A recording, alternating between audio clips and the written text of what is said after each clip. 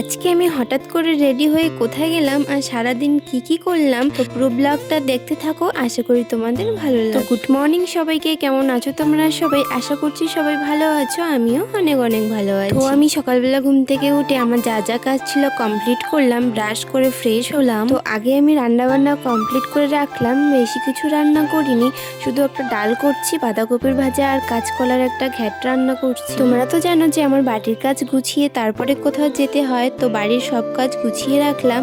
এখন রেডি হয়ে যাচ্ছি মাথা ভাঙাতে। তো তোমাদেরকে তো বলাই হলো না যে হঠাৎ করে আজকে আমি কেন মাথা ভাঙায় যাচ্ছি। আমার এমনি টুকটাক কিছু কেনার ছিল, তারপরে ভাবলাম যে কটা রিলসও বানিয়ে নিব যাচ্ছি যখন। যে আমি রিলটা বানিয়েছি ওটা অলরেডি আমি পোস্ট করে দিয়েছি। তো আমার হাত দেখে তোমরা বলো যে তোমার হাতে কি হয়েছে। আমি কিন্তু কদিন আগে একটা ব্লগে বলে দিয়েছিলাম যে আমার রান্না করতে গিয়ে হাতটা পুড়ে গেছে। তোমরা হয়তো অনেকে ওই ব্লগটা দেখোনি, তো তার জন্য আমার হাতের অবস্থা এইরকম এখন। তো এদিকে আমাদের রিলস বানানো কমপ্লিট, তারপরে একটু বসে বোন আর আমি কথা বলছিলাম, জানি না কি বলছিলাম। হ্যাঁ, তোমাদেরকে তো বলাই হলো না যে আমি কে গেছিলাম।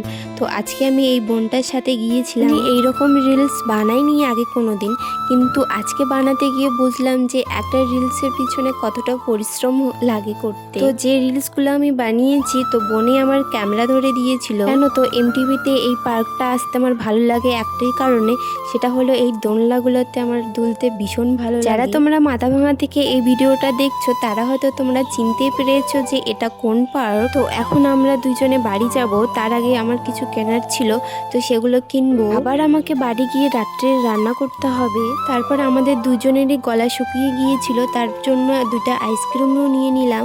আর আমি আইসক্রিম খেতে ভীষণ ভালোবাসি। জানো তো আকাশের অবস্থাও অতটাও ভালো না, তাই আমার যা যা কেনার ছিল তো সেগুলো আমি কিনে নিয়েছি। তারপর আমরা দুজনে গল্প করতে করতে আইসক্রিম খাচ্ছিলাম।